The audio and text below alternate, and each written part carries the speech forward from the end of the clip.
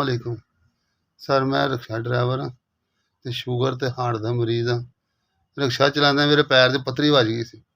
2 दिनां 'ਚ जहर फैल गया मेरी लत्त ते डॉक्टरां ने कहा ये लत्त कट्टनी पैनी है। देख लो तुहाडे सामने मेरी लत्त कट्टी ते मेरियां 2 बच्चियां जवान ते मैं कोई कम्म नहीं हैगा, ना कोई आसरा मेरा, ना कोई मेरा बेटा है, सिर्फ मेरियां बेटियां ही हैगियां ते कमरा छोटा जिहा हैगा किराए ते, एहदा भी किराया हैगा, किराए ते हैगा मकान ते मेरा कमाने वाला कोई नहीं। अल्लाह तुहाडी खैर कोई मदद कर देओगे ते तुहाडी बहुत मेहरबानी होगी।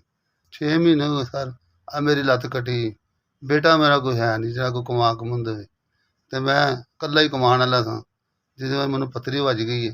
हुण मैं बेरियारो मददगार बैठा वां, अल्लाह दा ही आसरा कोई, तुहाडी बड़ी मेहरबानी, मेरी मदद कर दो। मैं शुगर ते हार्ट दा ही मरीज़ हाँ, वो भी दवाइयां खानी हुंदियां ते होर मेरा आसरा कोई नहीं हैगा। तुहाडी मेहरबानी, मेरी मदद कर दो कोई। अस्सलाम वालेकुम। तुसीं 5000 भेज के गरीबां दी मदद करके बहुत मेहरबानी तुहाडी, बड़ी मेहरबानी तुहाडी। अल्लाह तुहानूं तंदरुस्ती देवे, अल्लाह तुहानूं कारोबार 'च बरकत पावे। अल्लाह 5000 तुसीं भेजे हैं, अल्लाह ताला तुहानूं तंदरुस्ती देवे, सेहत देवे। अल्लाह तुहानूं किसे दा मुहताज ना करे।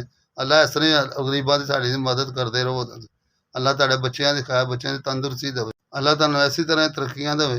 अल्लाह ताला तुहानूं इस तरह ही तरक्कियां देवे, हर एक दी इस तरह ही मदद करदे रहो। अल्लाह तुहानूं हर खुशियां देवे, कारोबार 'च तरक्की देवे। मेरी मदद की, अल्लाह ताला तुहाडी बड़ी मेहरबानी तुहाडी, बहुत शुक्रिया, बहुत शुक्रिया, बहुत मेहरबानी।